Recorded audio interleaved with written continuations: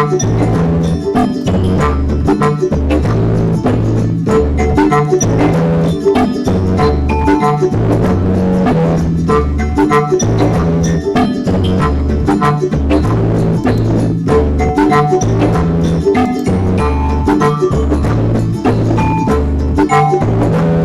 gentlemen, I want to welcome you to the most influential urban conservative talk show in the world. Yes, yours truly, the exceptional one, Ken McClinton, live from the nation's capital. We are not ashamed of the good news of conservatism, for it is the power of liberation. First to the Republican, and then the socialists.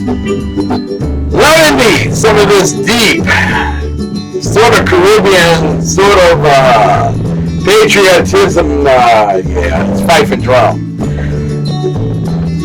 Ladies and gentlemen, big news, big news. It seems like the Black Lives Matters movement is falling apart from the leadership outwards. Apparently, we're going to be breaking to you, and some of you all followed it earlier on some of the cable news stations. But, ladies and gentlemen, it appears that Black Lives Matters, well, actually only the Black Lives that matter to Black Lives. I don't know, certainly not all Black Lives Matter, so we'll be talking about that tonight on New Day Black and Red, featuring the underground professor, yours truly, his peon and study, the exceptional one, Ken McClinton. Dan the Man Butcher's in there. The underground professor is in the chat room. But the most beautiful of them all is Mary Brockman. We love you, Mary. Mary's my bouncer. If you diss her, you diss me, you will be dismissed. Ladies and gentlemen, I want to also tell you that a lot of big things are happening. We want you to stay tuned for Freedom Fest, amongst a whole lot of other things. And so there's much about what we're going to talk about tonight. But a plane falls out of the sky and all of a sudden the Mohammedans are suspects. Really? Is this the religion of pieces? We'll talk about that and much more on tonight's program. Let us get the underground professor in here, because we are a very high quality program. That's why they pay me the small bucks. There you go. I like this. There we go. We're getting ready to call the professor.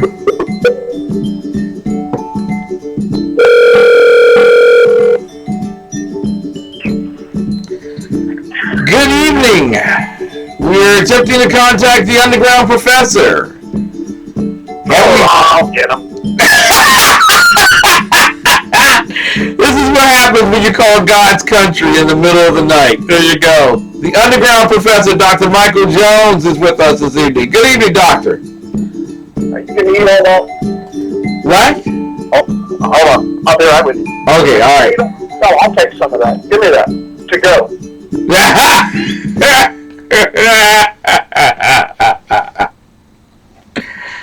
It is wonderful to be with you all again on Thursday night, New Day Black and Red, live from the nation's capital, and also from the, what is that place that you describe that you work out of? Under the radar? Hermitage of North Texas's Liberal Conservative Studies. There you go. But don't forget, there's a double rainbow arching over it where I gaily swing my feet. Oh, isn't that sweet?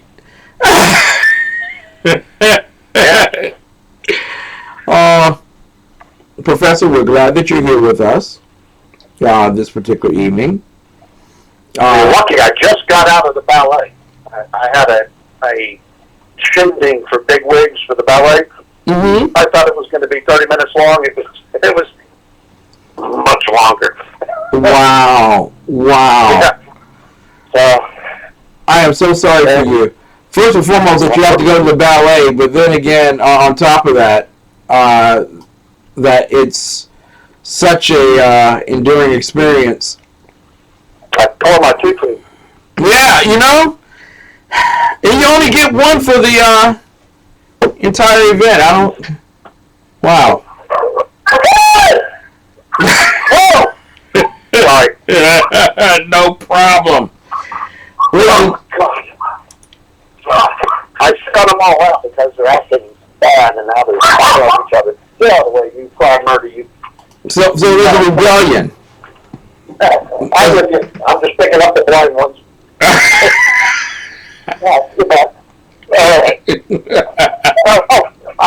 Jeez. Okay, so, no, you get out there. It is like Persian cats, but they're freaking dogs. Is Winston nearby? Is Winston nearby? Because we love ourselves some Winston. Yeah, Mr. Winston and River Song are in here. Yeah. And, Mr. Winston's freaking out because I'm holding River Song. We just got in a big fight with Huso. So the half-a-pound dog and the 200-pound dog were going at it. Yeah. Wow. Now that's wow. Okay, you got to settle down. Settle down. Everybody's going to be calm. Oh. Well, this is Ken's show. We can't do this to Ken every time. Sure you can. Well, only Winston can. Only Winston can.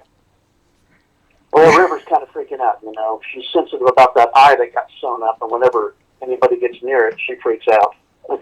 Oh. Yeah. Ladies and gentlemen, we're listening to Dr. Michael Jones, who is the underground professor and the featured speaker on New Day Black and Red, which we broadcast live on Thursday nights, jointly from his Hermitage and from Washington, D.C. And so tonight, I want to play a clip for you real quick. And I normally don't do this, but this is Bill Clinton. Okay, and it sets up what we're going to talk about right off the bat about Black Lives Matters. Can we? Let's get this clip going.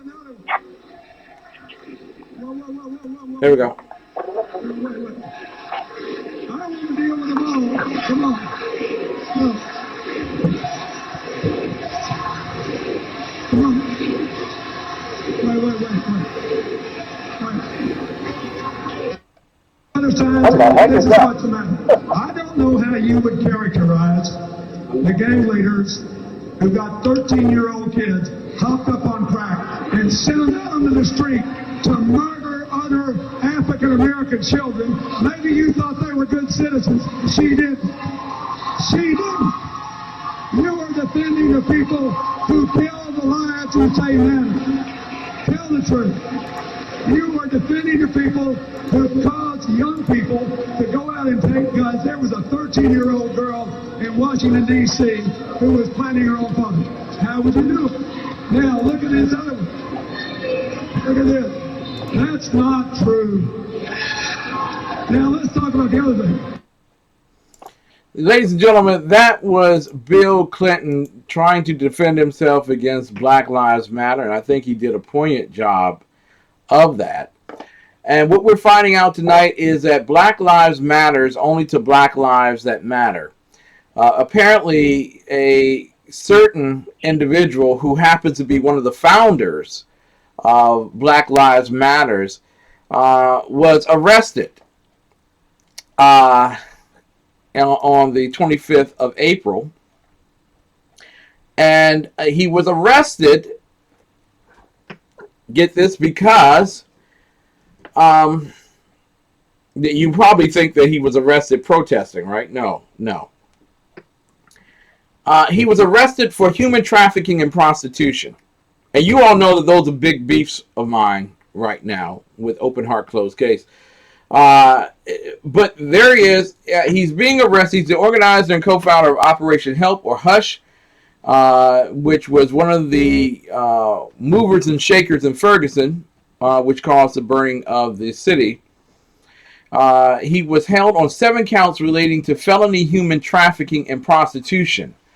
He was bailed out shortly, and according to a statement he released on Twitter, I want to give you that particular statement right here.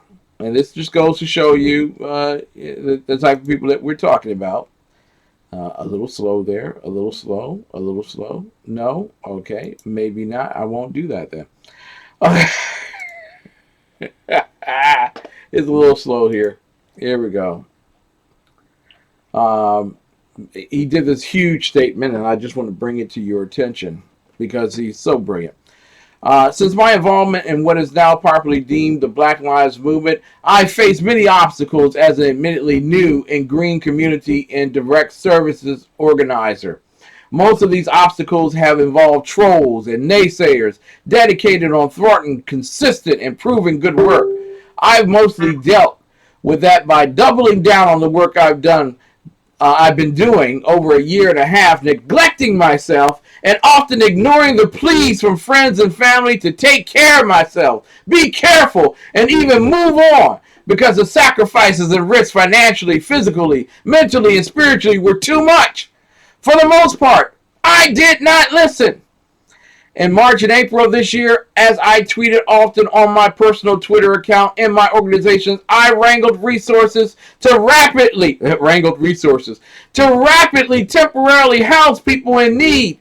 My organization is inundated daily with requests of resources and often immediate temporary housing. Due to the flexibility of being crowdfunded, we are able to be very responsive to the requirements we can accommodate.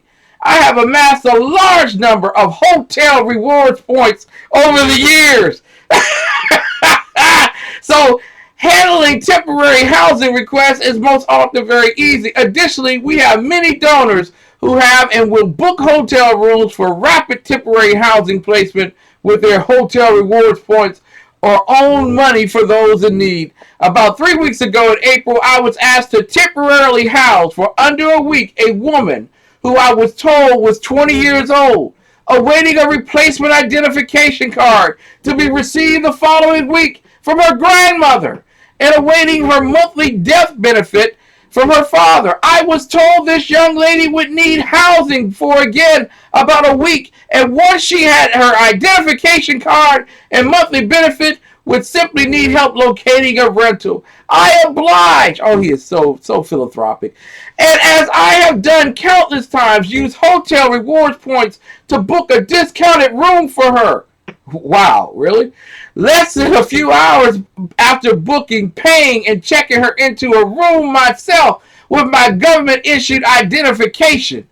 Oh, really? She was arrested for solicitation and prostitution while I was out of the room, heading to the grocery store, giving her time alone to settle in before I was to leave her for the night.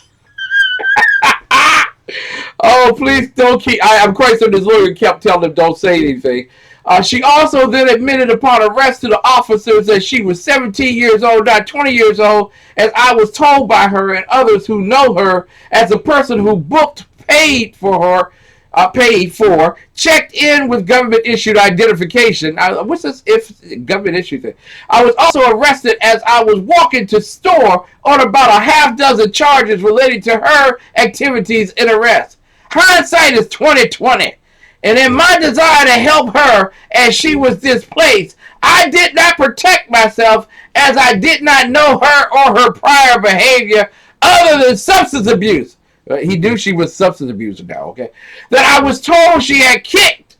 My dedicated family swiftly bailed me out. And after discussion with them and my partner in the organization we founded, we decided to no longer offer rapid temporary housing to anyone without government identification, forcing them to check in for themselves and leaving the responsibility for what happens in the room on them. More recently, we decided to no longer offer rapid temporary housing, or any housing for that matter. This is the second time with the intention of helping someone else that I have been put in harm's way with potential legal ramifications. Wow! It's tough being a black man, isn't it? Professor? It is for me.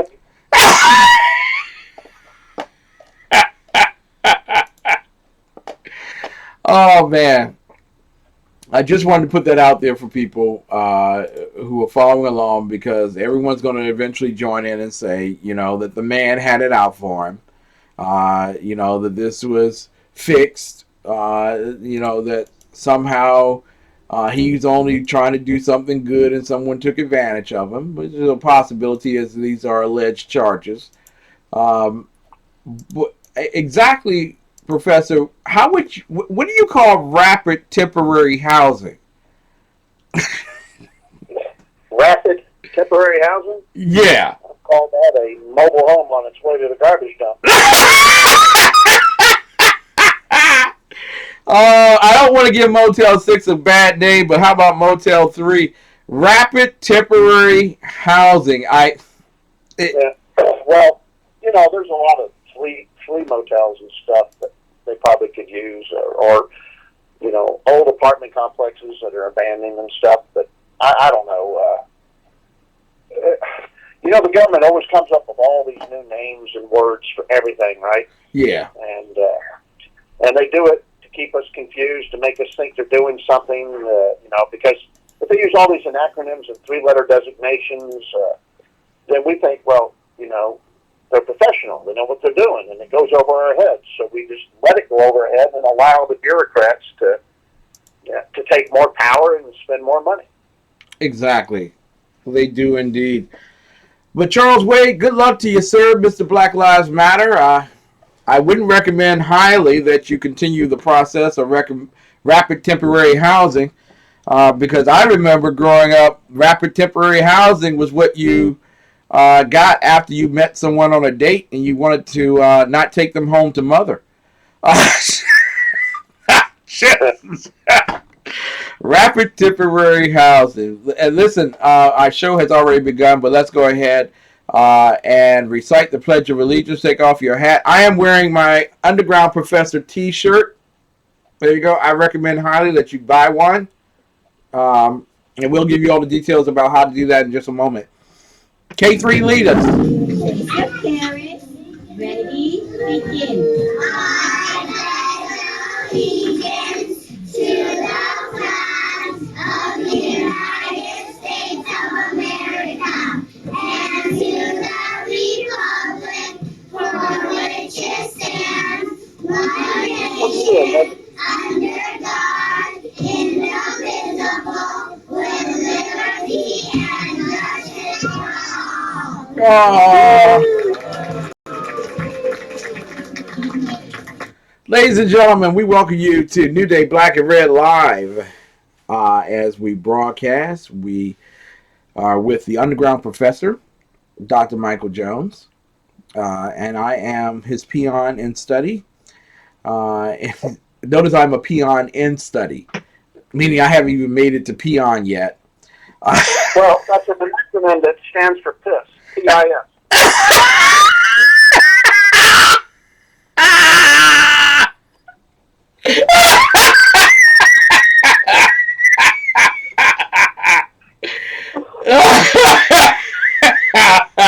Please take your bucket with you. You still have a pot to piss in. Oh my goodness. Bring me the bucket. So I am a peon in study, the exceptional one, Kim McClinton. I just on the last segment want to thank Dave Milner for adding. I grew up around black people in the 70s, so I must say to this, Negro, please. Rapid temporary housing. There you go. It can affect us all. Professor, earlier today, actually, it was broke during the Sackheads radio show last night around midnight that an airplane fell out of the sky, and that airplane was headed for Cairo, Egypt. It passed Crete, and then it did some distorted turns and spins, and then the next thing you know, it's no longer on the planet, at least by radar standards.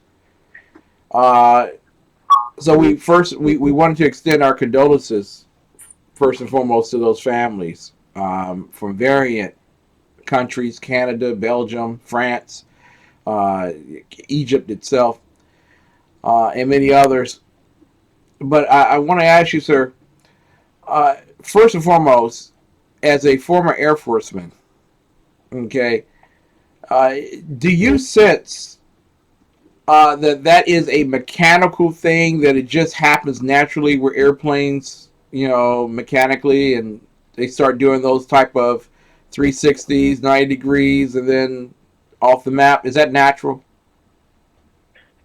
Well, to be honest, it can happen, but it should be rare, and most likely, if that was happening, you would have the pilots in communication with the towers saying that, declaring an SOS, a Mayday, and declaring the nature of the problem.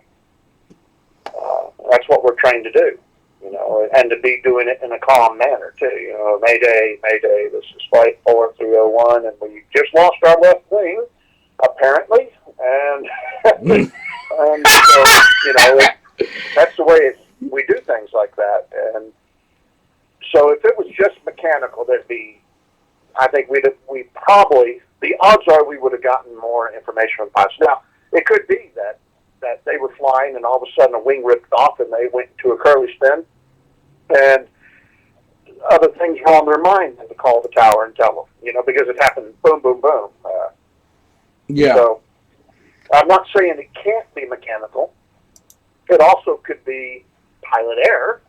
It could also be terrorist error. Yeah. So, to speculate is, for all we know, Poseidon came out of the ocean with his pitchfork and tossed it at him. Bam! There we go.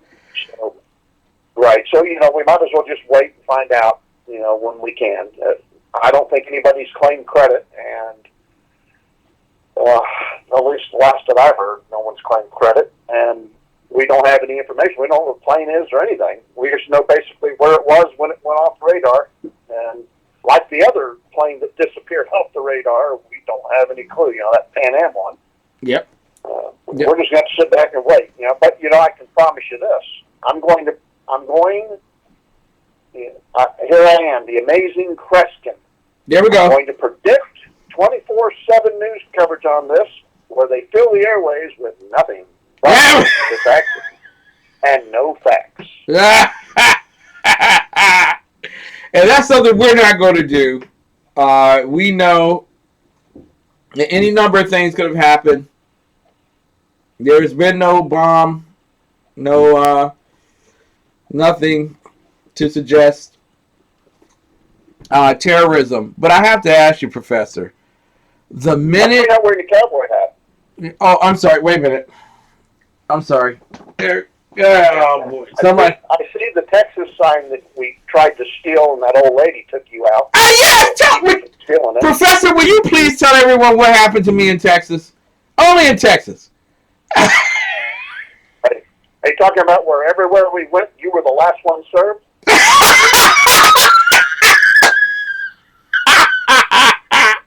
Yes. We went to a breakfast, which Senator Corn was at, and Railroad Commissioner, I believe, or I think he's a Railroad Commissioner, something like that. George P. Bush. Yeah. We're present, and on the table there is an envelope, and the envelope says that you can make a bid on the little Texas thing right here.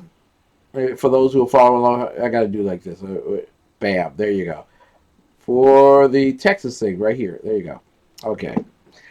And that the minimum was $30. So I put my bid in at $30, and I was going to take the card with me, along with this little thing right here. Put it right back. There we go. Okay, right there. Texas. Take that with me. And this woman came chasing me down. just running after me, as if to arrest me for taking the little Texas piece of wood there. What amazed me is she was screaming, "Black man got the centipede!" Get down! Get down! He's got a weapon! Well, I'll tell you, out of nowhere, this octogenarian comes flying out. She's got one of these red jackets and gray pants. You know, looks like one of these rent-a-cops from at a golf game. And she goes tearing out and grabs Ken by the arm. Says, "Where are you going with that?" We pointed over at the table. Said, "Well, the table where they were taking money." Yeah. Right to it.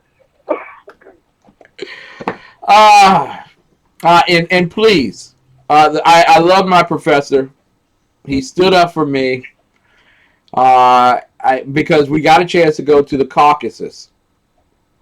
And I had to do that a lot for you there. You know that? yeah, you did. You stuck up for me. I really appreciate that. And in the end, after all the maltreatment I received, I got a VIP pass. How about that?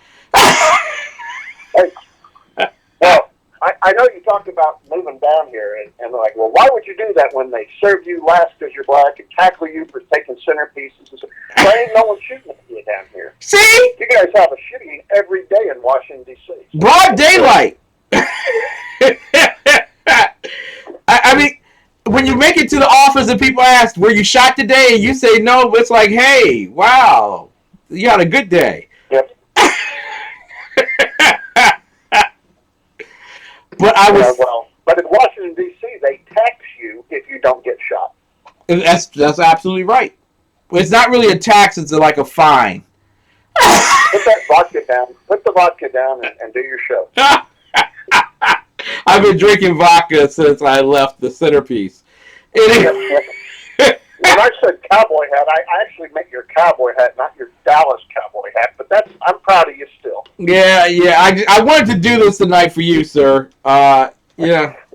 This is really painful for me. This is the wrong team, people. This is the wrong team. Listen, DC, if you keep rooting for the wrong team, you will grow up to be a conservative. Now, I have just... Oh. That reminds me. I got to tell you, I brought that Redskin football and hat you gave me. Yes. And when I brought it in the house, the toilet started running, so I can't even keep it in the house. I heard the dogs also had a formal protest. Yeah, they all seem to really like it. Now, one of them wanted it, more than the others, but they all liked it, yeah.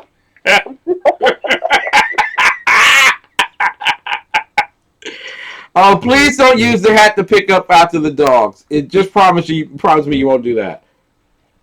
Oh, that Bill's like a great scooper.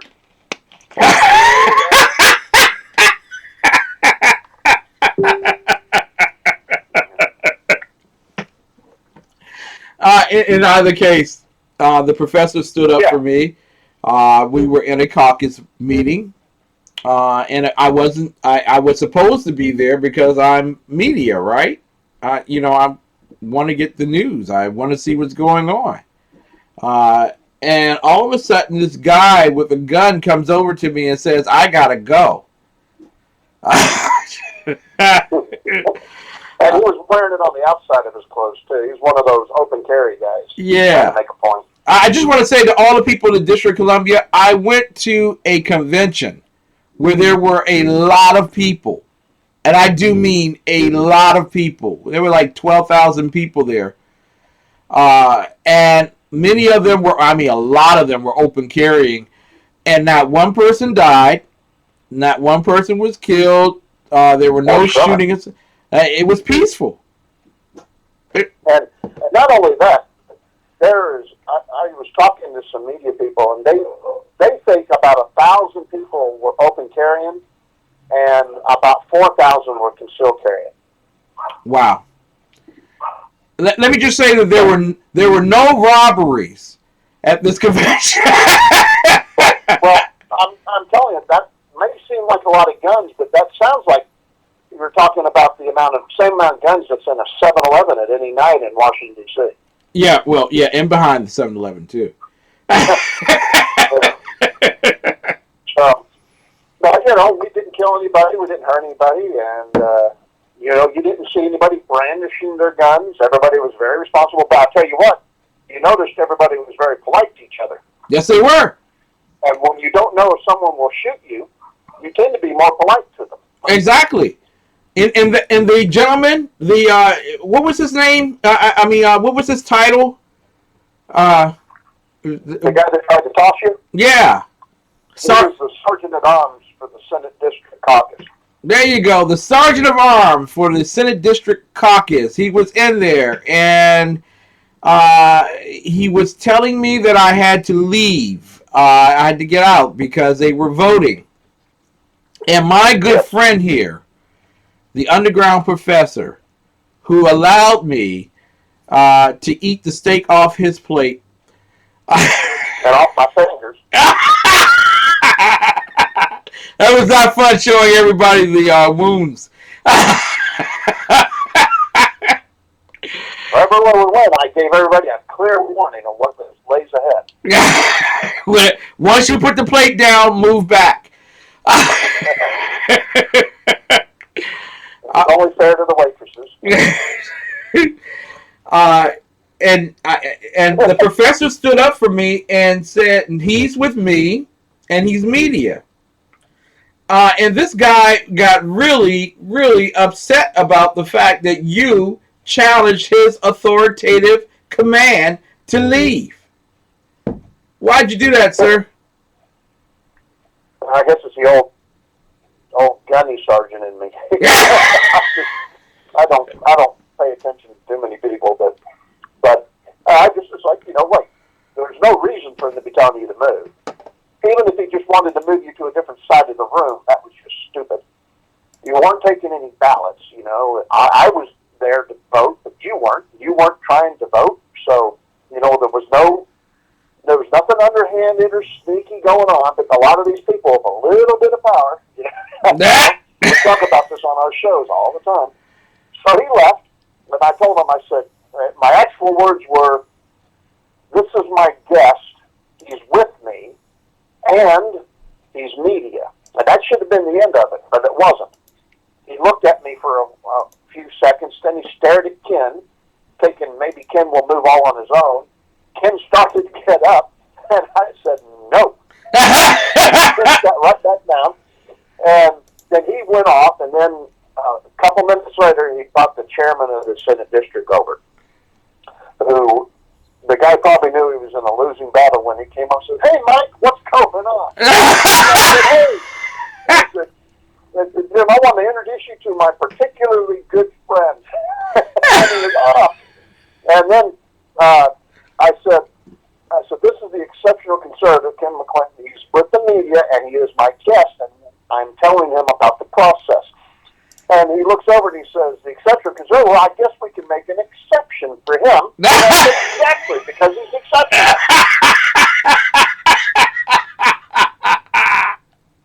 And the poor guy that was the sergeant at arms did not look happy that he not lost once, but twice to me. So, wow. But it really shouldn't have even happened, Nah. But I must say, a lot of people have very bad things that they say about Texas. Just like these are the same people who listen to Carolyn Finney and say that as a result of lynchings, black people don't go to national parks. There are lots of people who have a lot of myths and stereotypes, and I'm just elated with the fact that I spent a lot of time in Dallas with a lot of good conservatives, a lot of good people, and quite frankly, the stereotypes are overblown on all sides, except for one.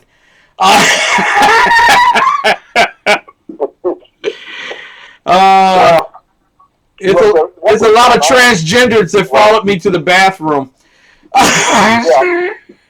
Well, there was a contentious vote, and we have been screwed over in so many conventions that people there were just waiting to be screwed over and knew it was happening, and so they were overreacting before it even happened. Yeah. And they didn't know what to do. And so, that's why they were doing these things. It still wasn't as bad as them trying to yank me out of the lieutenant governor's press conference. That was fun. Now, I think they got afraid that I was going to make it to the cameras, so they left me alone. But yeah, that wasn't pretty either. no, it wasn't. No, it wasn't. It was not a gold ribbon day for the Texas State Convention in terms of how they handled media there. We had to create. Well, they treat them as if they're hostile, don't they? Yes. Like you're enemy number one if you say that you're from media. Right. Well, you would think me wearing the big old delegate badge too would help. It's like they may just guess that I'm on their side. Yeah. But look at what they did to the Raging Elephants. So that even the ones that are very conservative or very Republican, they treated them like crap too. Yeah. Yeah. And it doesn't help when you're trying to illuminate some of the great conservative points from the platform, and all that people want to talk about is secession from the Union and transgender bathrooms. Yeah, that's right. That secession and transgender is what the media was all freaking out about.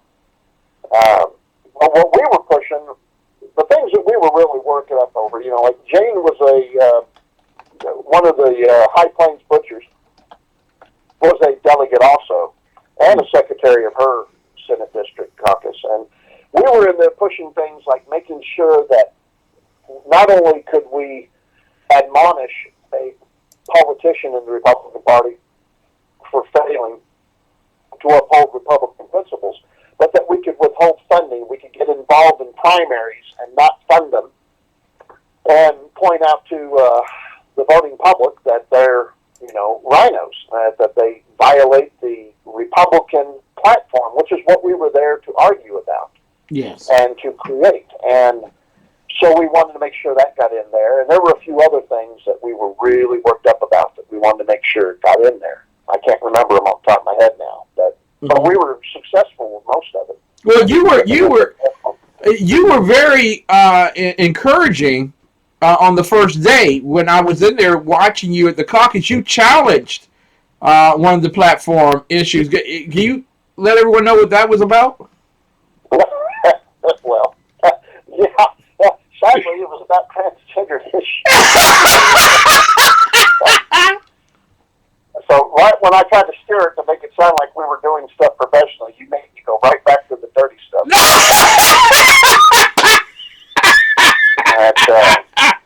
Yeah. So what it was in the platform, there was a proposed plank, and they did not use our Senate district proposal. We had a plank in there, but they didn't use our language. Mm-hmm. The language they chose was from another Senate district, and it was more nebulous and confusing. And I found all this out much later, what was going on. But basically it said that there could be no laws, rules, or court decisions that would prevent a child or an adult from seeking transgendered services. Now, when you hear this, you're thinking, wait, the Republican Party's saying that we can't pass a law to prevent a kid from going to get a sex change operation?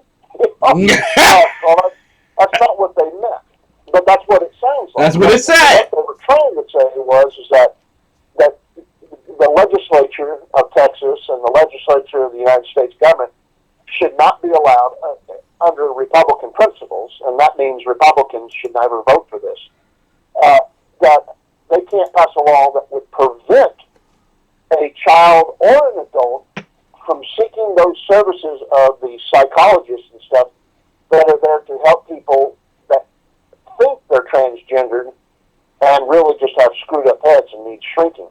Yeah. And so, there are shrinks out there that will help them. Because it is not a kindness to have somebody cut their genitals off because they think that they're a woman. Yeah. It's not a kindness to facilitate that or to feed that delusion. And it's a sickness. Yeah. And certainly no child should be doing this. I mean, you shouldn't be allowed to do this until you're in your 30s, in my book, if you should be allowed at all. I like the 60s area. When you're in your 60s. What? When you're in your 60s, like Caitlyn Jenner. You don't need it anymore, right? Yeah, when it takes more Viagra than necessary to get it going. I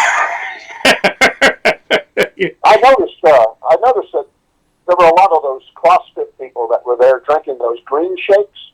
And, yeah. They were like vegetables and stuff. But then I saw Ken with a blue shake, and I was beginning to wonder what that was. And he said it was a Viagra smoothie. It's a Viagra smoothie. It's necessary for stimulation of growth hormones so that I might become 6 feet tall. That's the only reason I use it. Something good. It does make Viagra makes you taller, though. That is true. It does make you taller. Ladies and gentlemen, you're listening to New Day Black and Red on your variant channels, whether it's Internet Conservative Radio Network, ICRN, whether it's SHR Radio Media with the star Sackhead Shaw, Sackhead Clinton, and Free Sacco. No one laughs at their own jokes better than the Sackhead. No one. And of course, Dan the Man Butcher and his lovely wife who does all the work, Jane Butcher, from High Plains Pundit Media. I don't like to brag, and you know this, right? Yes, I do. Thank you. And you read the card perfectly. Thank you, sir. I wish you would practice a little more. By the way, it's D-O, not D-E-W, but that's okay.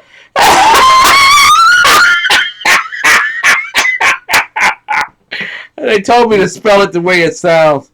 Like Mountain Dew, baby. Like Mountain Dew. Do the do.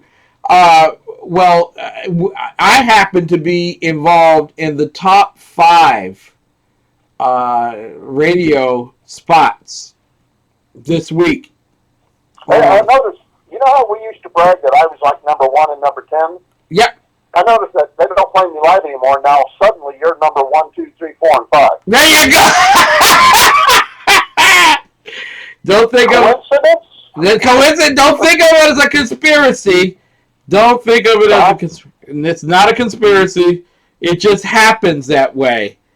The black man keeping me down is what it is. That's what it is. Power to the people. Speaking of the black man keeping white men down, Roots is going to be redone, and I think it airs on the History Channel on May the 30th. It's coming up in just a week or two. Now, let me just explain why you don't have to worry about people being upset and angry and bitter. First and foremost, black people don't watch the History Channel. Well, that fits the template of why they're still in poverty. That's right. Absolutely right. And the only people who will be angry and upset will be your liberal children who believe that we need to give reparations to black people because of all of the slaves that their grandfathers held on the plantations. Because a lot of white kids believe that, the plantation thing ended in the 1970s. Well, I'm going to predict that at no time during the series of Roots will we be told all the slave owners are Democrats. Not one time. Not one time. It won't come up. Nope. And you will not hear Planned Parenthood being involved in that at all. Not trying to kill black kids. No. Not involved. No such thing as a white woman named, what's her name? Planned Parenthood. Margaret Sanger? Margaret Sanger. Thank you very much. I can tell you do an urban show.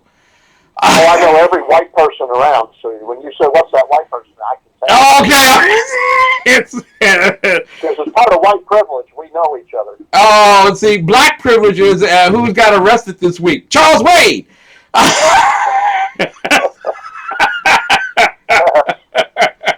Wait a minute. This week, only one person? Only one? Oh, man. Behind quota. Oh, affirmative action on the quotas. Ladies and gentlemen, at this particular point, I do need to take a break because I didn't have any commercials. I didn't have any commercials to irritate the professor, but I need to irritate the professor. You know I do. Dave Milner also was number 7 this week on High Plains. He was number 7. Number 8 today.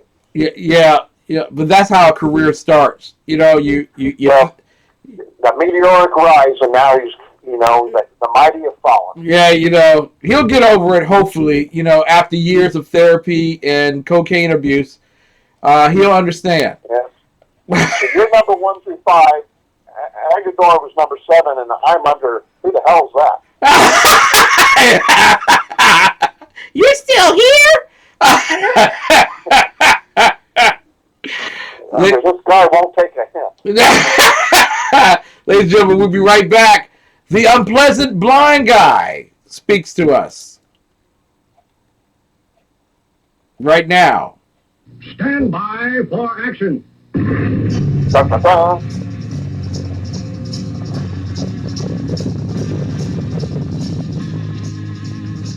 Thanks for joining me. My name's Dave Miller. I am the unpleasant blind guy. In the world today, it's no wonder that some people are feeling disillusioned, disenfranchised, and frankly hopeless. Feeling that undercurrent, I decided to take the May the 6th episode of the English Defense League radio program and use excerpts of it in 4 programs dedicated to raising optimism and to commemorate the English Defense League radio program's 4 years of telling the truth about Islam and Islamization, both in the United Kingdom and around the world. For those who don't know, the English Defense League, which has existed for about 7 years, is one of the most dynamic, non-violent, non-racist civil rights organizations in existence today, and they are well represented by Jeff Mitchell, host of the English Defense League radio program, where Jan Rennie and I are panelists. Something that Hope in my heart, something she said, and I just want to make a little comment to what Hope said. She said, there are very few of us that are even concerned about what is going on, and we need to talk about it. We are the minority, and it is lonely. I hate to say it, but hopeless situation. I'd like to respond to that, Hope. There's nothing that's hopeless. And being a patriot, being someone who loves your country, don't think you're alone, because you're not alone. There is millions of us. There's millions who feel the same way as you. Nothing is hopeless. I'm an optimist, and I do believe that goodness will prevail over this evil. And in your hope in your heart, it's a great name. You've got to believe that is the case. I would say to you, Hope, just keep the faith. There are good people out there that will do the right thing for their country and their nation when called to do so. I believe that, because I believe that the good people will come to the front, will stand up, and will be counted, and will do what needs to be done, Hope. So have faith. I just needed to say that, Dave, because, sometimes I notice that a little bit of desperation with people, but I can understand it. Would you agree with that? I'd like to pass it to you, Dave, for your thoughts. Jeff nails it when he says, Hope, and other listeners, that there will be dark days ahead. Part of this is our own fault, because we haven't been paying attention to these political matters and things like that, because we've been living our lives, and it's come down to this. But that doesn't mean that we're going to lose. In the end, we know we win. There will be dark days ahead. There will be rough times, and it will look often as if evil is going to prevail. But when things like that come up, there's always a small core of people that come up with the grit to overcome that evil, and it's going to happen again. Now, it may not happen in our lifetimes, and that's just the reality. But if you keep the faith, and if you associate with people who have the same mindset you do, you will win. It may take some time, but we will win. And I'll turn it over to Dan for her thoughts. I'm on board with all of you. What we have to remember is we are dealing with Satan, we are dealing with dark forces, and when we're around dark forces, like we are every day, have been for decades in the UK certainly, when we're dealing with dark forces, it gets to you, it gets you down, and you do feel hopeless, but then you've got to think and have the faith and know, because we do know that we win in the end, and I do hope I see in my lifetime. I've worked too bloody hard not to. I'll be so pissed off if I wasn't around when it all went off. I really would, wouldn't you, Jeff? Yeah. I just want to see us that's been fighting it for decades, if you like. 7 years, you and I, Jeff, with the EDL, but prior to that, we were alone, or so we thought. Had no one to speak to, had no one to join, had no one to rally with, if you like, and it's why the EDL became so important from the get-go with us. Well, I suppose I've been doing this for about 14 years now, Jan. It's that long. I noticed and I look back and it was that long. I'd been involved with the anti-jihad movement before the EDL even. I was in the Pal Talk rooms, as you know, Jan, and Dave Paxton. That's what I used to do. And so this has been a long, hard fight. And we knew that these times would come, Jan. Yeah. We said it back then, even back then, before the EDL came about, we said that there'd be a time where the people in this country, people would stand up. But we've seen that with the EDL. The EDL stood up because there's so much of the two-tier things going on, the rise of the basically political correctness creating the problems that we've got. But we knew that the time would come when people would say, you know what, this stuff isn't enough, we've got to do something. And I'll say to anybody out there, I know sometimes it feels rather desperate, and maybe that's the way that it's going to pan out to be, rather desperate. But it's like the old saying, when your back's against the wall, and when there's nowhere out, what you got to do, you got to fight. And that's what it will come down to. Yeah. Don't you think that it's escalated in our favour, although it doesn't look like it's in our favour because we're going down and down and down and down with this Islamic business, but it's escalated in the past several years. In fact, it's even more so in the past 2-3 years, that more people are waking up. You may not realise it, but more people are waking up. Actually, the Islamic people of the Islamic faith, the idiots of this world, the demonic people, are pushing and showing their true colours more and more. The cat is out the bag. We now know their agenda, and we've just got to keep waking more people up to this agenda and make them realise that they are not good people, they are not moderates, they're just pretending to be like us because they have no choice at the moment. They do not go against their own people, they do not curse them, they do not decry them for their actions. They are what they are.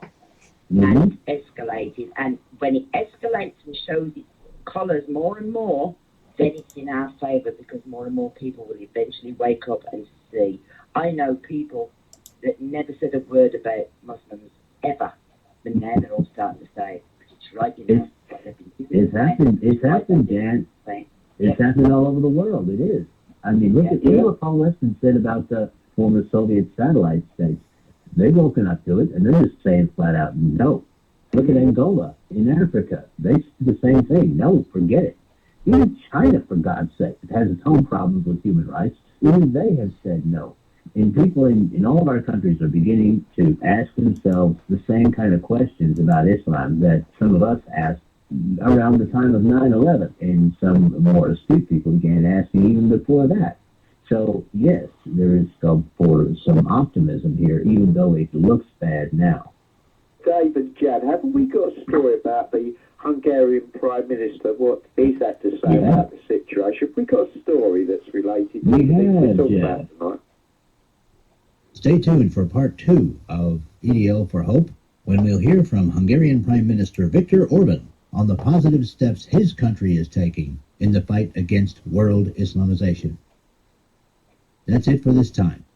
I appreciate each and every one of you. Thank you for listening, and may your God go with you.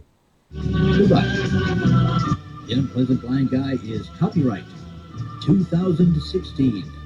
Anno Domini.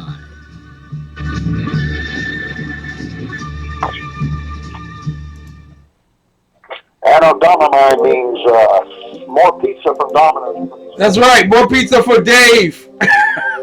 Coming up, Freedom Fest 2016. Make your way there. Listen to the commercial. Well, welcome to Freedom Fest 2015. I think this is the best Freedom Fest we've ever put together. Freedom Fest is truly international. There's people from all over the world that come to Freedom Fest, not just to talk, but also to participate in dialogue, participate in the panels, to participate in the audience. So hold your breath, lock your seatbelts. I hope you're at your Wheaties today.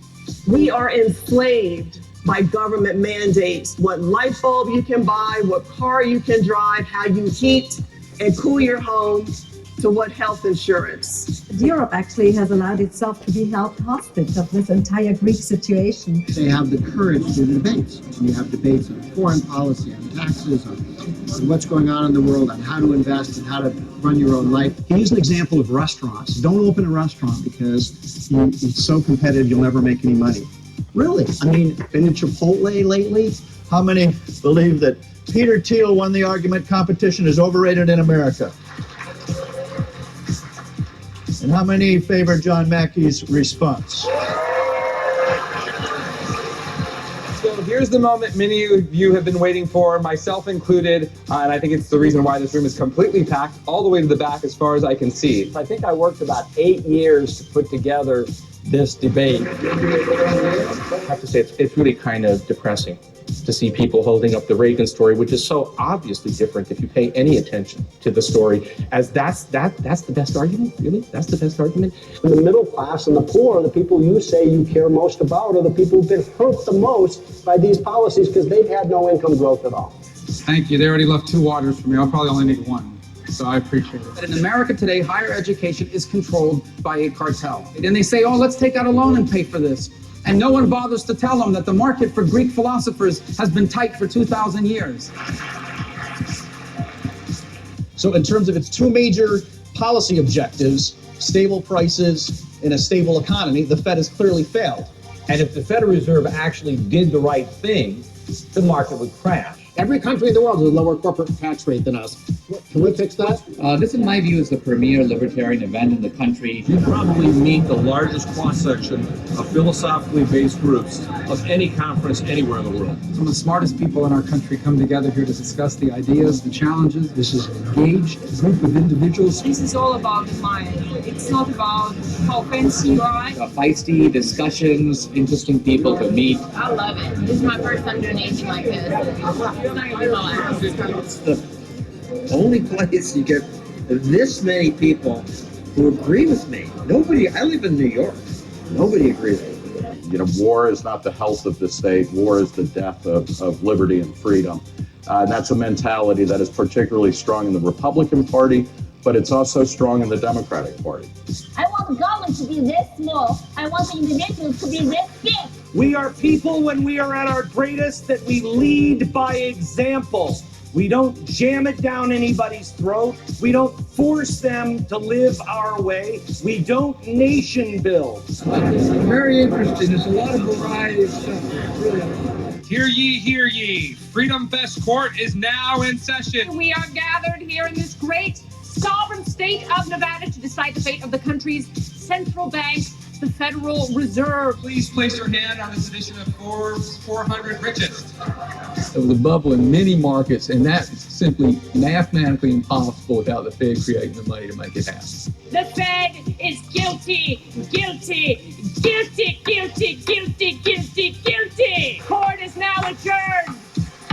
God bless America, and may you always ride on the eagle of freedom. Hallelujah, and good night. I'm Joanne Skousen. I'm the founding director of the Anthem Film Festival. And we are in our 5th year. We started in a little room on the 26th floor at Bally's, and now we've grown to huge numbers.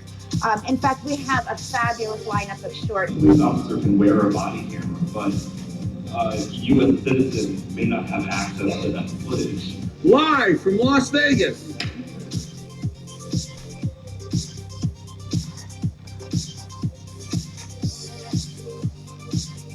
We recognize that Freedom Fest is a big tent. Well, I happen to like Rand Paul. I really do. By the way, in some cases, they'll build a new hospital for $1.5 billion. You could build 7 hospitals, 10 hospitals for that if you knew what you were doing. We had almost 300 speakers. Without a doubt, our most successful Freedom Fest ever. I just adore the experience. It's like a saturation of the senses, a saturation of the mind. I've learned so much. I come home with way too many books. I adore Freedom Fest. I'm definitely coming back again next year. Ladies and gentlemen, we are putting together a studio audience for the Underground Professor. Only chicks need apply.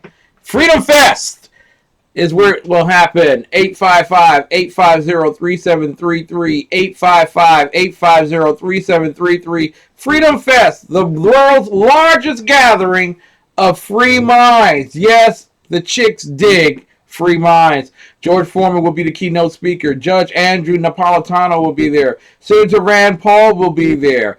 Brent Bozell, Steve Forbes, Larry Elder will be speaking there. Of course, Kennedy, talk show host from Fox News, and Jennifer Grossman, CEO of Atlas Society. I'm telling you, this is going to be big, and we are still working on a Grammy Award-winning singer being present for this particular thing. It's going to be, gosh. Mrs. Biggs will be there. The Underground Professor will be there. Sackhead Sean, Sackhead Clint, Free Sacco will be there. We're trying to get Liz Loris and Jersey Joe. We got to find a way to get them there. And then I will be there. The exceptional one, Kevin Clinton. So please, join us. Don't try the Jockey Club. Jockey Club is sold out. You can stay at Planet Hollywood, or you can stay in that very fancy hotel that Mary Brockman stayed in last year. She had a wonderful time. So I recommend highly that you all join us this year in Vegas, July 13th through the 17th. 16th, actually. 17th, I'm sleeping over. All right, Professor, are you excited about Freedom Fest this year, sir? Yes, I am. The chicks. I wasn't sure we're on the air yet because I thought we were still playing commercials. No more commercials. No more commercials. We're going to go straight through. No more commercials. I only wanted to irritate you. I am excited. I'm going to drive up there. What? I'm not going to screw around with the TSA anymore. And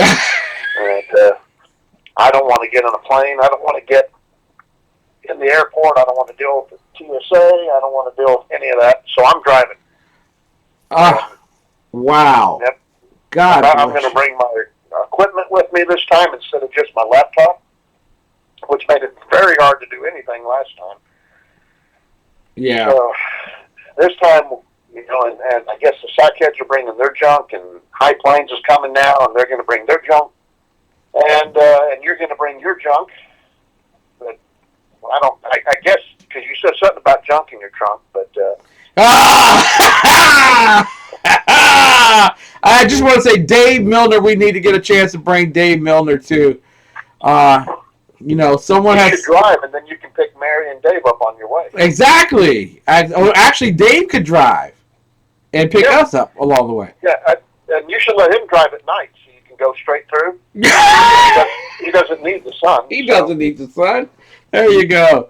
Yeah. Anything for the people that are non-sightful. Definitely. Well, that's what we did in Texas. Agador will tell you that all those big yellow humps that are in the road, it's Braille for the blind guys so they can drive. You don't hear that, then you know you're left your lane, so you go back. I tell you, Freedom Fest is going to be off the chain. Dan and Jane will also be there this year. So we're excited about that. And listen, if you have a conservative radio show, you should be at Freedom Fest. You really should. It's just a wonderful, wonderful. No. If you got another radio show, then you don't need to be there because we've got it covered. We don't need the competition. Okay. We've got enough for competition. So. Well, we're going to show them up anyway. It doesn't matter. I prefer you be there so I can show you how great I am. You might as well witness it. Yeah. Me, I'm just the token white guy doing this. I want you all to know that I was not offended when Jane introduced me to the waitress as the token black. Well, to be fair, Jane did say, this is the guy who's going to wash the dishes to pay our meal.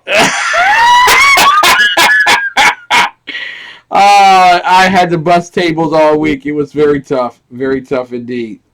So, ladies and gentlemen, before I leave out there, 855-850-3733, Freedom Fest. I talked with Raynard Jackson earlier this week. You all will be surprised some of the stuff that will be going on in Freedom Fest this year. April 18th, 1983, Professor. That day will go down in infamy under the Reagan administration. It was the 1983 U.S. Embassy bombing in Beirut, Lebanon. And it was done by the Islamic Jihad organization. You can go through a litany over the years since 1983 to 9/11 or to Benghazi or any place else. I mean, just recently in California, IA, the terrorist attacks. So, I mean, you can go through the history here. So why am I an Islamophobe? Because the first thing I think when a plane goes down is Muslim terrorism. Let me just say this, Ken. If the Muslims, if they had raised their ugly little towel-wrapped heads prior to the 80s, or the 70s rather, then America would have swatted them down, and maybe Britain too, and Germany. You know, we wouldn't have taken that crap. But we had Carter in office in the 70s, and then all of a sudden, that's when, you know, Carter is the godfather of the militant Islamist. He's the godfather of modern day terrorism. He gave birth to the terrorists in Iran, and the whole thing with the hostages there, and Reagan got into office and curbed it pretty well. And then all of a sudden, you know, and I mean 3 times I think, you know, Libya, the bombing of the embassy, the USS Cole bombing, but they did these little minor things, and Reagan would have swung them down, but it was very hard to figure out exactly who it was and how to hold them accountable in those, you know, countries. But Americans have changed, and a lot of this is because of what the Democrats have done. You know, like no matter how good it would have been for America, the Democrat Party was against it if it came from a Republican. Mm-hmm. And to be fair, the Republicans aren't much better, except now the Republican leadership loves all the Democrat ideas and doesn't so much like the conservative ones. We could talk about what happened to Mike Lee's bill today versus Snow's amendment, and that would just drive your blood pressure through the roof. But our dynamics have changed in this country. We're pussified now. Thank you. You know, we have to have safe zones for college students, and it's not that the military couldn't handle this. Let me tell you what. We took care of Iraq in 100 hours at Desert Storm when I was there. And it wouldn't take much longer to completely pacify every raghead country out there if we had the political will to do it. And we said, military, go in this. Stop this problem. Then it would only take a few weeks for us to do it. If we did it right, you know, and I mean, totally, you know, and I've laid out on other programs my plans for that. I don't think we have time for me to do that tonight, but all we have to do is take a country like Iran and nuke it, and then tell Saudi they're next if they don't stop the terrorist problem. And I can guarantee you that Islam would become a religion of peace overnight. Now, you and I got into a lot of problems with people who loved us, at least when I was on Blog Talk. I have since left that. White Mama, glad to have you here in the chat room. And I made the statement because I was surly. I really believe it. Nuking Mecca sends the message. It's over. Yes. And Except for one problem with nuking Mecca, and that is that there's a lot of Jewish and Christian things around it. So, maybe blow up the Black Obelisk, but, we don't want to screw up the Temple Mount or anything out there. Exactly. But the bottom line is that you hit them where it matters most to them. Yes. As a warning, and that be the warning. If we hit this, and we are not really playing with you, when we start playing with you, we're going to do a whole lot more. It sends the message, and we haven't sent that message. We've been, playing tiddlywinks with these individuals. But when do we get to the point when people in America stop saying that I'm an Islamophobe? Because the first thing that comes to my mind when I hear a plane has fallen out of the sky into the Mediterranean Sea, it has to be a terrorist and it has to be a Muslim. Well, the very people that scream I'm an Islamophobe for thinking that there's a terrorist in Iraq are going to be the first ones to run and get behind me and say, protect me. Yeah. Because they'll be the victims when the terrorists come. Look, they say this because they can get away with it. They learned when they were 3 years old that if they threw themselves to the ground and threw a temper tantrum, Mom would get them the Peppy Fruits. Or the Fruity Pebbles, however you say that. Or in your case, the Cocoa Puffs. Yes. Thank you for reaching out on both sides. Right. So they learned throwing little temper tantrums and calling people names and screaming got them attention and got them what they wanted. And then somewhere along the line, they did it to us. And instead of jack slapping them and telling them to get home to their mom's apron and tell her that she loves them, we tolerated them and we apologized to them. And, it's like, excuse me, I don't do that. I don't apologize to the prog-tards if I hurt their feelings. Yeah. And, I just say, welcome to the world, because the world's not fair. And I'll tell you what America's full of. It's full of a lot of idiots that graduate Common Core type public schooling whose self-esteem is unbelievably large and not built to reality or their capability of rising to their self-esteem's level. And they think the world should be fair. When you have politicians, when you have people on the Supreme Court, Ken, say that there is inherent discrimination in this country because there's a disparity amongst paychecks. Wow. How do you get there? You get there because too many prog-tards have gone into the school systems and taught kids that income disparities is, a disparity. That it has to be evil, that it has to be discrimination. And what this is it's moral relativism and it's truth relativism. I.e., the person who sits at home with Cheeto dust all over his gut, and I'm not making fun of you right here. I'm Thank simply you. using this as an illustration. Thank you. Hold on. Can you see it? Can you see it? Cheeto dust all over playing video games in his mom's basement is not making the same kind of decisions that, say, Donald Trump made when he went out and built an empire. Yeah. Right? And so why should they make the same money Donald Trump makes? Well, they think they should because they think their decisions are just as valid as his. And therefore, if Trump makes money and they don't, then somehow it's discrimination. Exactly. Ladies and gentlemen, I want to play this clip real quick. It was done by The Economist, and it brings into perspective what we've been talking about. The Underground Professor and I here on New Day Black and Red, broadcasting to you live tonight. When we come back, I want to talk with the professor about how our mindset was changed from us retaliating to us being the ones who caused the crime to begin with in the beginning. Here we go. Islamophobia in America.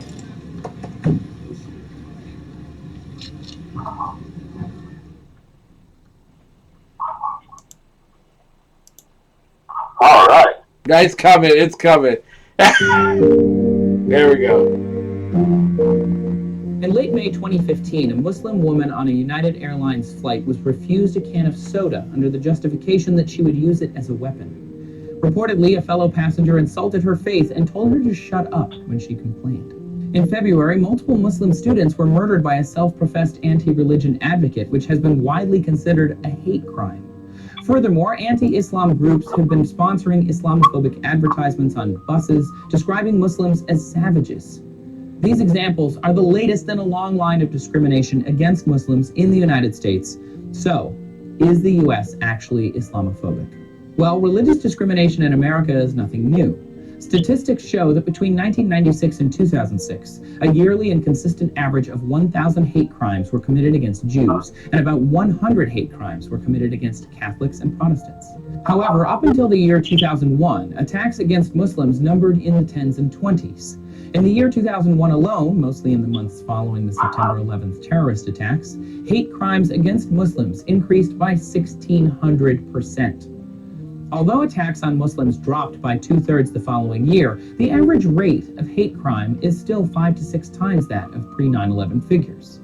Some have suggested that large global events, especially terror attacks, tend to spike the number of, quote, retaliatory attacks. Following the 2015 Charlie Hebdo shooting, more than 50 anti-Muslim attacks occurred in France in a single week. This phenomenon even predates 9/11. Following the 1995 Oklahoma City bombings by 2 white Americans not of Islamic faith, early blame was placed on Muslim terrorists. In the 3 days after the attack, over 200 serious hate crimes were committed against Arabs and Muslims in the United States. A further feature of Islamophobia is the lack of a distinction between Arabs and Muslims.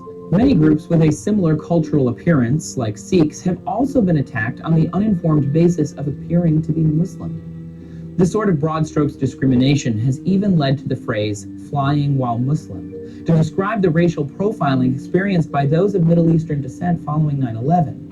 In multiple cases, Muslims have been removed from flights, ostensibly because their appearance and behavior were cause for concern.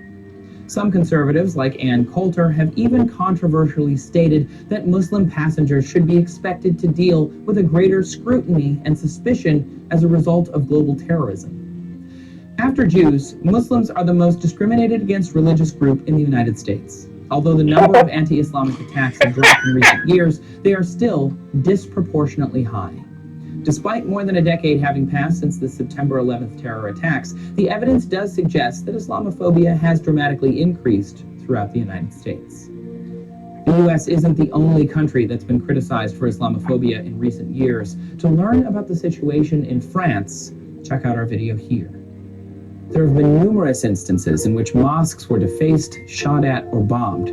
The question is, are these isolated incidents, or does France have an issue with Islam? Thank you for watching Test Tube. Please subscribe for more of our videos.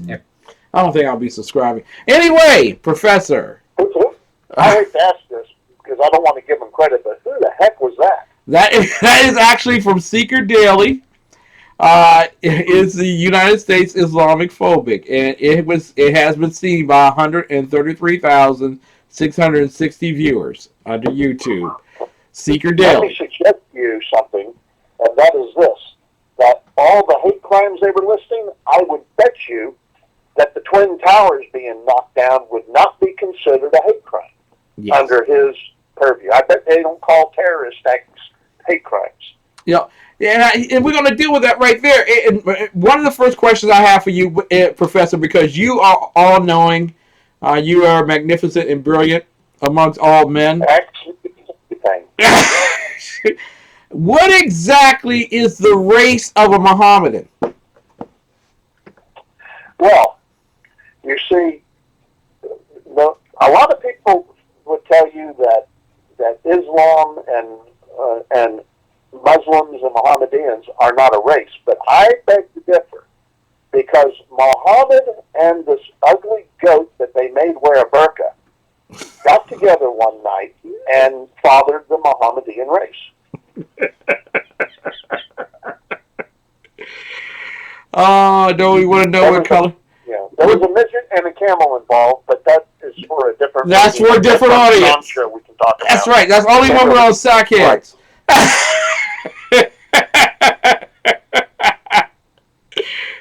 So, I suppose what they are alluding to is that most Muslims are introduced to Americans through the media as Middle Easterners.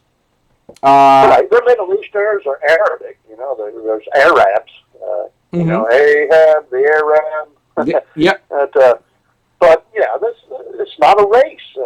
The problem is we are at war with a cult, not a religion and not a race. It's not racist for us to be pissed off at Mohammedans, because a Mohammedan is the correct term. And that's what Thomas Jefferson and the Founding Fathers used to describe them.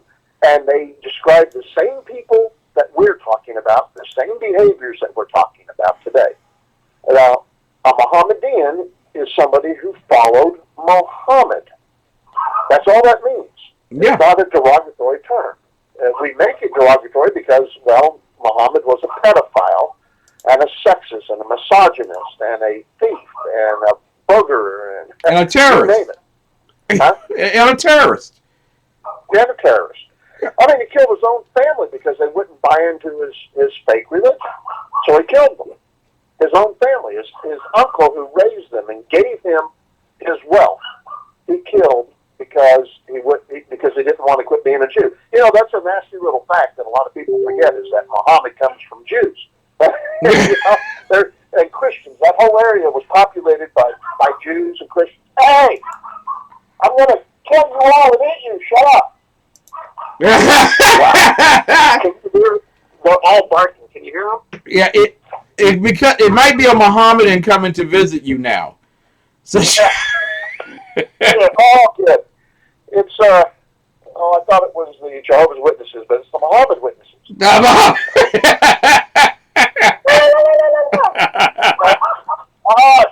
Athena, quit looking at River. How does a blind dog know when she's getting looked at? That's the you're looking at me part right there. Yeah. All right, I'm gonna have to go. Ladies and gentlemen, you're listening to New Day. You're listening to New Day Black and Red Live. I'm your host, Kid McClinton. Well, actually, I'm your peon in study. The host. In service. Peon in service. Peon in service. I've been moved up. So, they're a cult. They're not a real religion.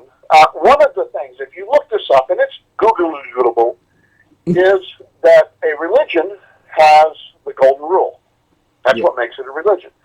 And they don't have that in Islam. And, you know, this isn't going to be a class on Islam or anything, but that's what that is. And people that want to say that we're being Islamophobia means that we are against a cult of death-worshipping terrorists. Yeah. Okay, sign me up. I'll join that. Group. I have no problem with that. Yeah. But, but we're talking this guy, a liberal who does this particular video to ascribe us all as Islamophobes, basically is supporting a cult that would throw members of his group off a roof. Yeah. And kill them. Right. This guy, it sounds like a poofter to me, but I'm just not what I'm hearing. That's a technical term, poofter. Yes. Down here in Texas. It means someone who's wearing a onesie who drinks from a coffee cup. Right. From the back of the cup, not the front. Two hands, baby. Two hands. Means, but it sounded good. So anyway, here's the deal, and this is it. Is this guy would be the first one they toss off a roof. But they defend this because they think it's cool. He wears Che Guevara shirts, I bet. I don't know, but I bet he would wish he has. If he doesn't own one, he probably wishes he does. Because Che Guevara is cool. Fidel Castro is cool. You know, Chairman Mao, great fashion sense. I love his shirts. Michelle wears them. My wife can't find them. Exactly. And these guys, Cesar Chavez, people, and yet, you know, you ask them about Stalin, and they tell you that this guy was a genius, and that if only Russia paid attention, they would have been this planet of this paradise on Earth. But you ask him about Hitler, Hitler's evil, right? Oh, that's the only war we ever did that was a good war, was stopping Hitler. Well, but Hitler was a Boy Scout compared to Stalin. He lied. Hitler killed a third of the people Stalin did. And, so no, Iran, Mohammed, I mean, look at how many people, I could probably point out the number real quick, but there's something like 144 people a day die because of Islam. And that's not including them killing each other, and it's not any, and by the way, I want to point out that it is not true that every hour a Mohammedan dies from lack of showering. It's not true. That is not true. Every 1 hour and 15 minutes, maybe, but not every hour. Not every hour. All right. Now, I don't know what's gotten on with your bouncer, but she's asking if I'll wear a belt under my breasts. Are they sagging? Did I need them propped up? That's when you know that you're getting old. I'll tell you what. At my age, you do what you got to do. We have to begin to dress to impress for going to the bathroom. Just be prepared, people. While we were down here in Texas for the convention, Ken comes out of the bathroom. There's 4 squares of toilet paper stuck to his left shoe, and his pants. He's got his pants belt buckled underneath his boobs, and he's got an Oxford shirt on and Buster Brown shoes. I didn't even know they still made those. Yes. I stand in line when the new ones come out, and I paid $250 for them. So when we go to get in a cowboy hat, a real one, a Texas cowboy hat, not a Dallas cowboy hat, he picks up a Stetson with his own hands. Oh.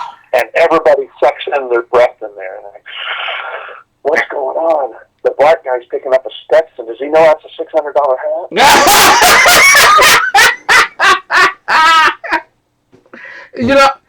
Sometimes you gotta wear it to dream it. But that's the only way one would ever get on my head. Those Stetsons are expensive. The cheap ones are like $300. Exactly. Professor, forgive us for this digression here. We'll get back to the cult that's destroying the world at the employ of liberalism. But there is nothing. I put that Stetson on my head. Oh my God, I was in a new world. There is nothing like a Stetson on your head. And trust me, I like the Cavender that I have here. Love it. It's not as expensive as the low brand Stetson. And I couldn't justify coming home with a Stetson on my head to my wife. There was no way that was going to happen. But my God, the Stetson, it was like lamb. It was soft. It was pure. It was innocent. It was Texas. But you got a lot of looks on the plane in Washington, huh? Because whenever I went up there for Sharnice's funeral, I came in my brown suit with my big old brown cowboy hat, cowboy boots, and people are looking at me like a freak of nature, like I had a third eye or I just come from Mars.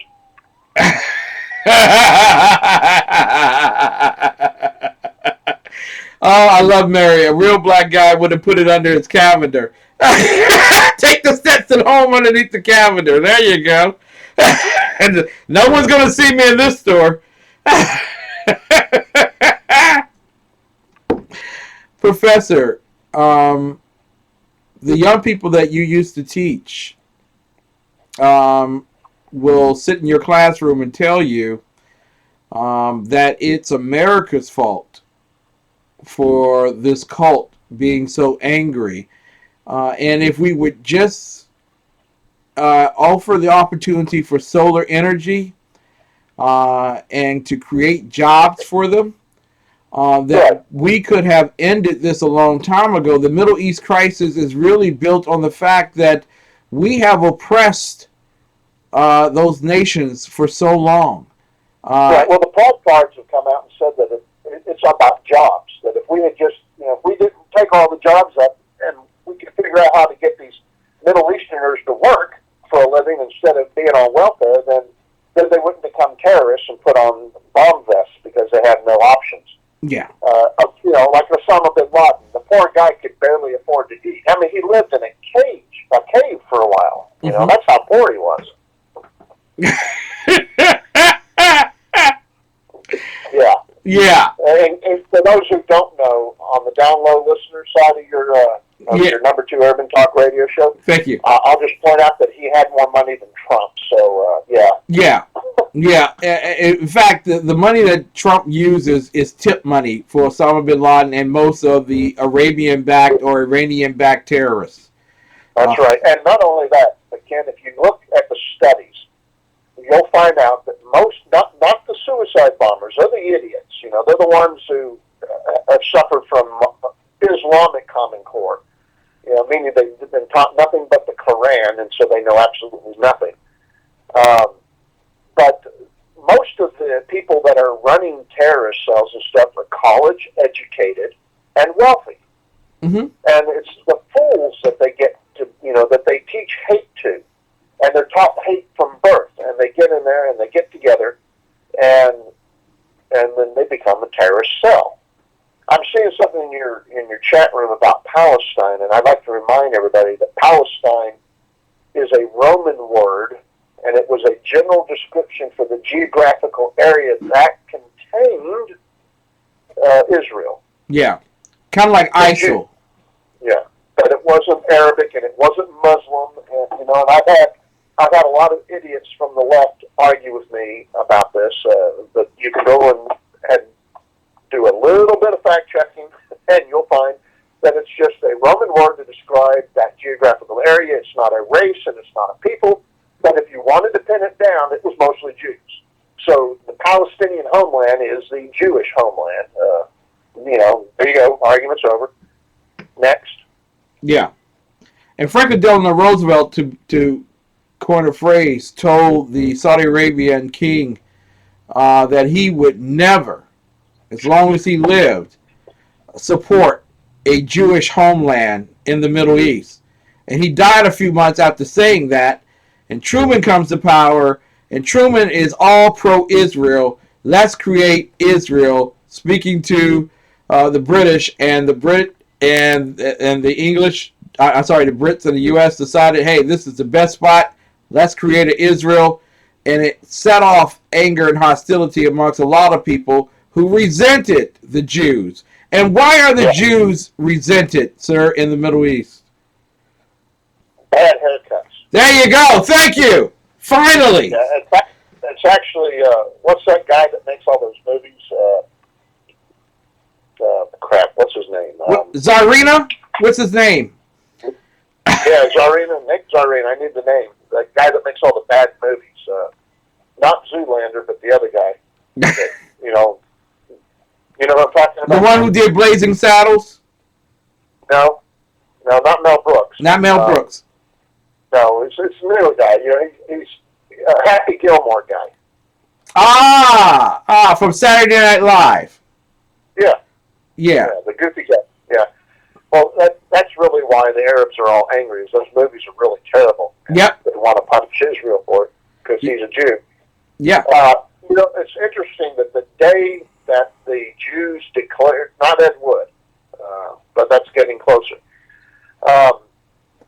The day that the Jews declared themselves a nation, the Egypt and all of them attacked them, and we call that the 7-Day War, I think, and they lost. and so, this whole Gaza Strip crap and everything, that's all came because they lost. And they picked a fight with the Jews and they lost.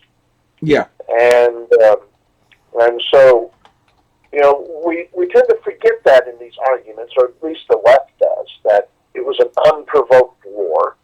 Now, listen, we also tend to forget that the ragheads joined Hitler. You remember the one guy in the world that the left actually thinks is evil that isn't a conservative. And so, Adam Sadler, thank you. Ken McClinton wins the prize. Thank you. Thank you very much. So, they joined Hitler. The Grand Fazuzzi or Fazazi or whatever is in the Grand. Yes, he did. The other grand morons. Yeah, he's a Jew. That's exactly right. That's why they're punished. That's why the Islam hates Israel. And I'm saying their movies. The dog got it. So they joined Hitler, right? They liked this idea about exterminating Jews. So they joined up with Hitler. And when the war was over and we were carving up the maps again and deciding who was going to get what, we said, you know what, all you ragheads join Hitler so you don't get this. So we're going to give Israel their own homeland finally so they don't have to be wandering around like they had been ever since the diaspora. So we gave them a little tiny cheek of land. I mean, Rhode Island's bigger than Israel.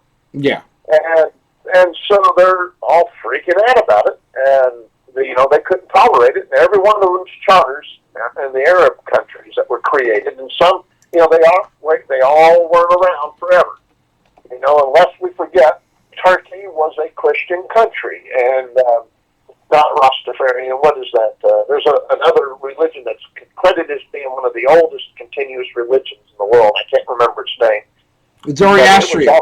Huh? Zoroastria. No, yeah, Zoroastria. That's it. And that and Christianity. Do I get 500 points for that? Do I get 500 points for that, or I should have said it in a question form? What is Zoroastria? What is Zoroastrianism? Yeah. Now, as the peon, you always get credit whenever you do good, boy. I was listening to your show yesterday. Yeah. And I don't know if anybody else has noticed this. Maybe I'm just reading into it. Mary and Dave might be able to back me up on this, but you started sounding like a Texan. You're saying howdy and y'all.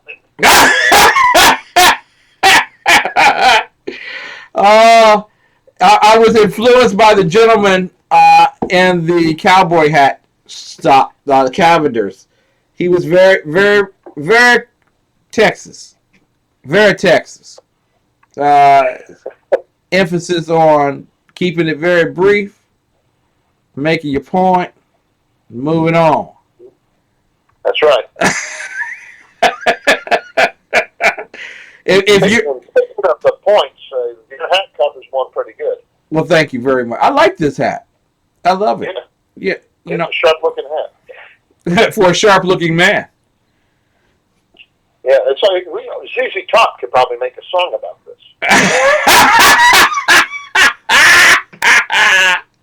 Yes, he could. Ladies and gentlemen, I told Ken resistance is futile, Agador, that he will become a Texan. I don't know if he said it on one of his shows yet, but I spent the entire time like a big giant recruiting poster for Texas. Yes, trying to get him to get Peaches and move down here so they'll be safe, and have a better life.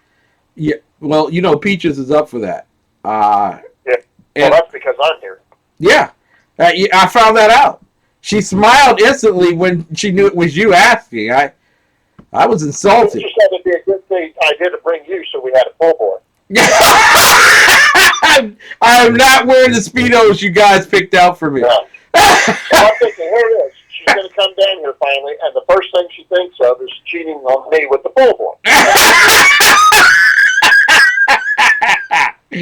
You want this, senorita? It's good for you. I sleepy the pool.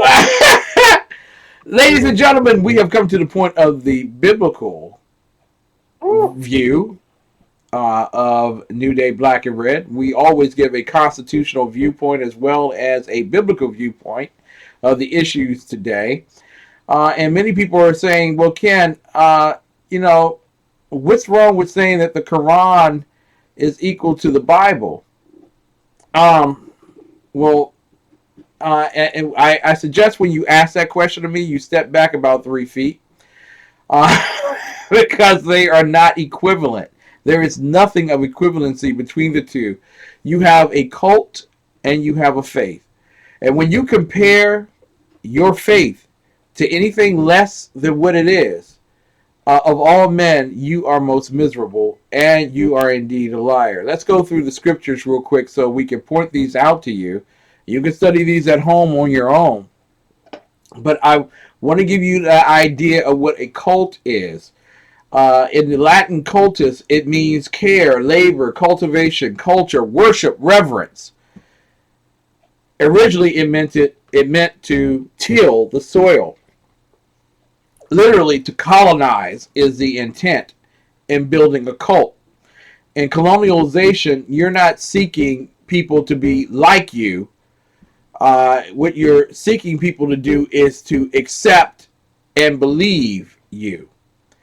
And so when we think of the husbandman as part of colonists, we think of who is the husbandman for the church. When you go back to the scriptures, the husbandman that is referred to is Christ Jesus. Anything that doesn't refer to Christ Jesus in accordance to his word is not faith. It may be religion. It may be a cult. It may be denominational. But it certainly ain't faith. So back up for a moment. When you say that they're equal, they're not. They cannot coexist.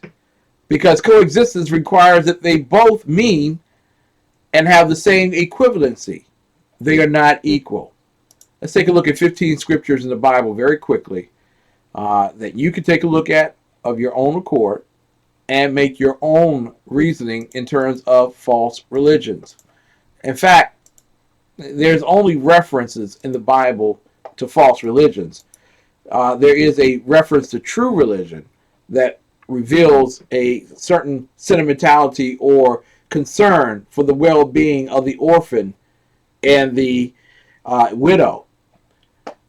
But it is not built on anything more than charitable giving. God's not looking for you to have a denomination. He's not looking for you to have a cult. He's not looking for you to have a religion. He's looking for you to have a faith. Not a faith that you create, but a faith that has to be given to you by God as an ultimate gift of salvation. When we look at the 1 Timothy 4:1, you will see in the scriptures, now the Holy Spirit tells us clearly that in the last times, some will turn away from the true faith. So apparently there is a true faith. Where do we get that true faith from, but if not from Christ? It goes on to say that they will follow deceptive spirits and teachings that come from demons. Wow. So could it be demonic that someone is standing before you and telling you that an individual is one that we should look to, and that individual is anything less than Jesus Christ? That is what a cult does. 2 Timothy 4:3-4 this points to, again, what the Bible says about false religions. Putting these in here as fast as I can for those in the chat row who are studying along at home. And those also who would like to tune in on Sunday mornings at 7 a.m., I do an explicit Bible study, so I want you to be a part of that. 2 Timothy 4:3-4. For the time is coming when people will not endure sound teaching, but have itching ears. They will accumulate for themselves teachers to suit their own passions, and will turn away from listening to the truth and wander off into the myths. People ask all the time, why are black people not conservative voters? The reason is they have turned their itching ears towards people that they can uplift, who have a doctorate degree, that they can worship and idolize, who will tell them what they want to hear. That it's okay for you to go out there and have babies outside of wedlock. That it's okay for you to sit on the couch until age 26 without working or preparing for your life and depend on your parents to provide the health care that you need, or at least the government. That it's okay not to become an investor or a developer or entrepreneur, that you should build your things on nothing more than nonprofit social assistance. Those are the things that are being preached, and they sound good, but they come back with very poor results. Take a look at 1 John 4:1. 1 John 4:1 for those following at home. Put that in the chat roll there. The degree behind the idol. Yeah, people worship education. That's why you always have to improve education, and the only way you can improve it is with dollars. Dear friends, do not believe every spirit, but test the spirits to see whether they are from God, because many false prophets have gone into the world. And we're talking about a time, this is about 100 AD, that John is writing these particular letters to the church.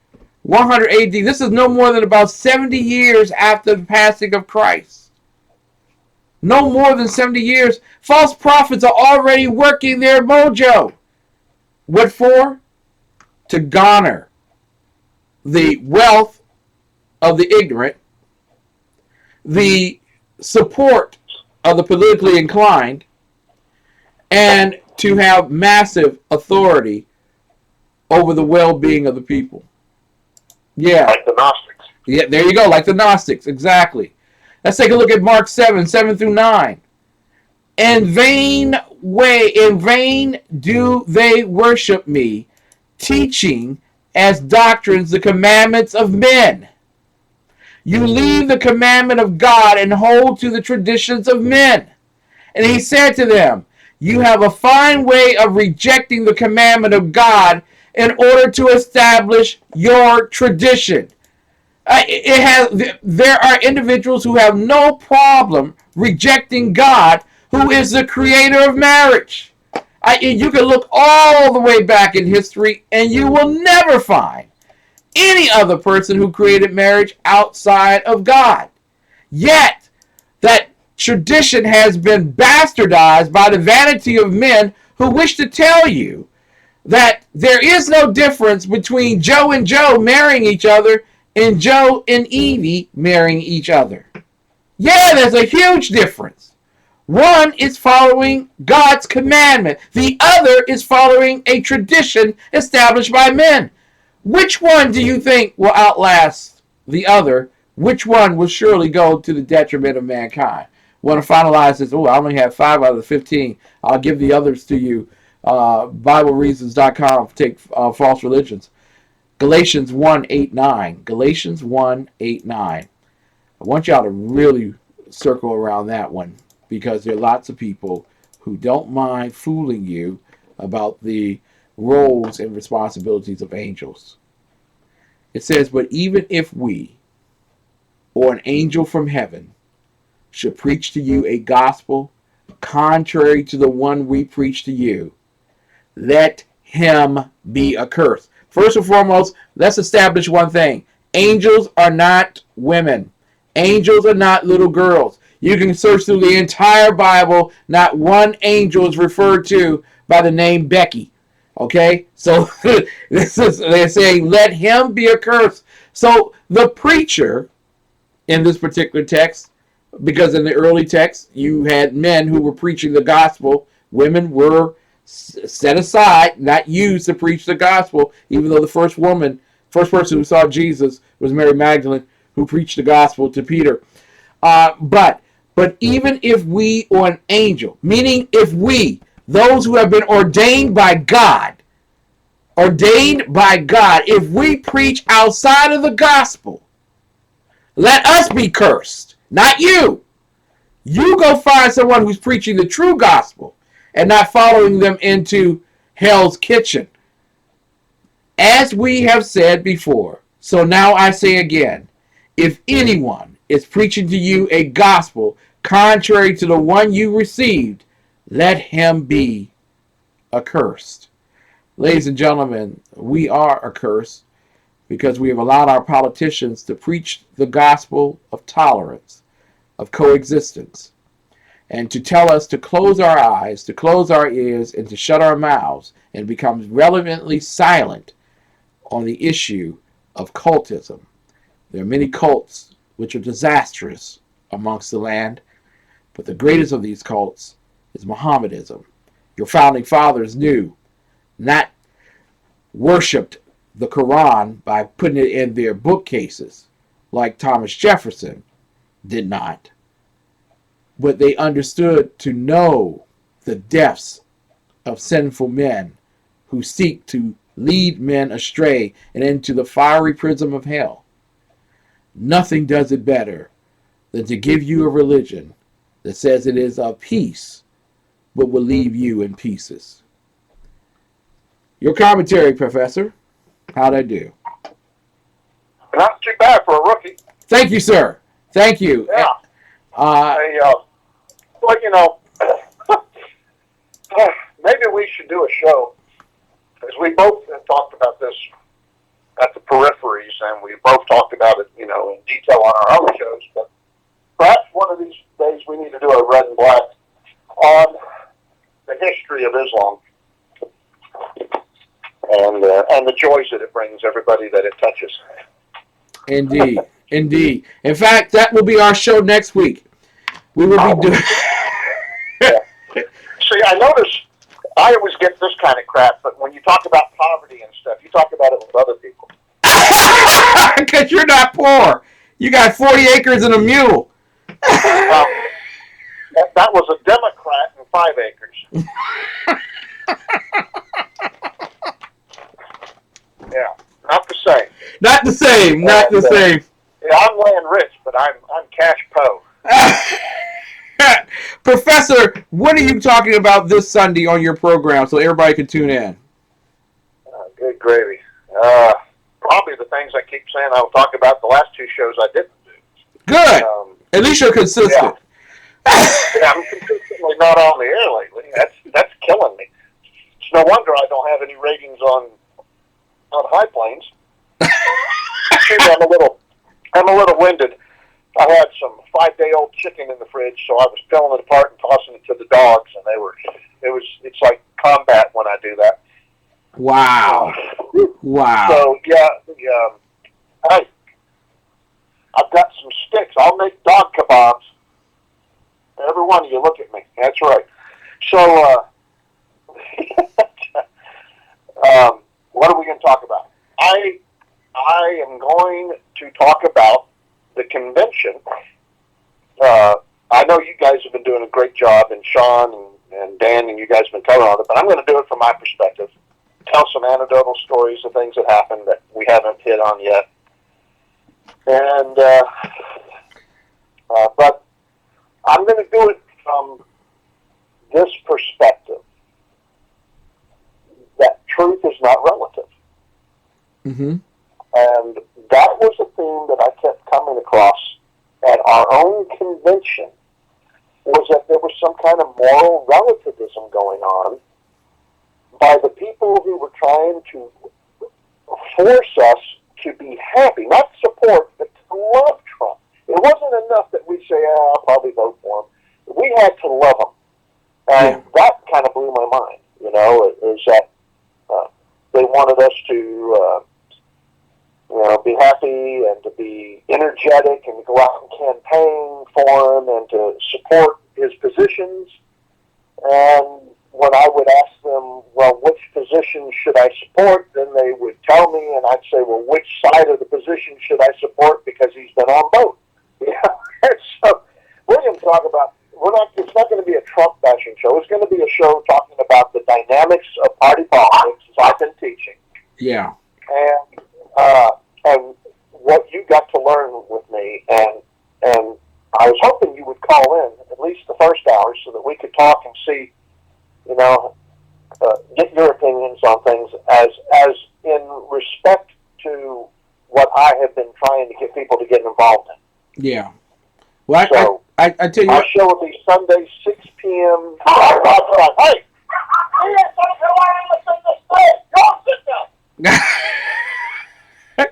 Of course, Peter. The unfortunate thing is Peter is outside the professor's door right now, and they're marching. They came in the room, and they got into a fight. Well, who would be closest to me on the floor? Yes. There is a coveted spot, and it was taken by the wrong dog. what happens when you have a pack. You know, there's a hierarchy. There's definitely so a hierarchy. Sunday, 6 p.m. Central God's time.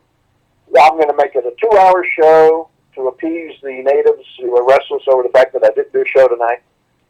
Excellent. And you can get the information on me and everything at undergroundprofessor.us. Mm-hmm. Yes, that's for Yankees. That would be 7 p.m. Sunday. I am not a Yankee. I don't care what that guy in Cavendish hat store told me. I am not a Yankee. I'm below the Mason-Dixon line.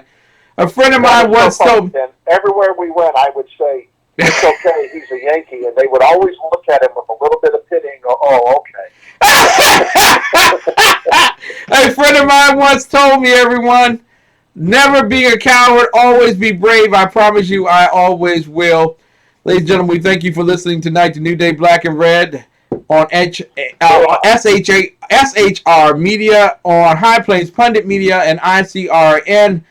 Want you all to know that God bless America. It's time for America to bless God. We will be back next week, Sunday, 7 a.m. Be there, ladies and gentlemen, or be square. Thank you, Professor. Live your life in black and white, but live it like it's written in red. Amen. Amen. Ladies and gentlemen, I want to leave out, some of you all are probably already listening to the News Bite, but I got a chance to meet Isla Brown, and I'm telling you, that is firstly a very, oh my God, she's a beautiful woman. She's a brilliant woman. She's a great woman. They should have had her play Wonder Woman. They should. Yes, she does look like her. She does. Thank you, sir. We'll close out with the national anthem.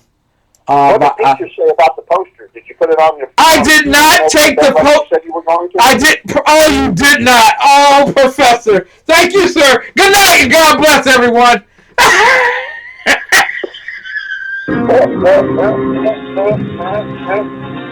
Love you, Professor. Night, my brother. Good night.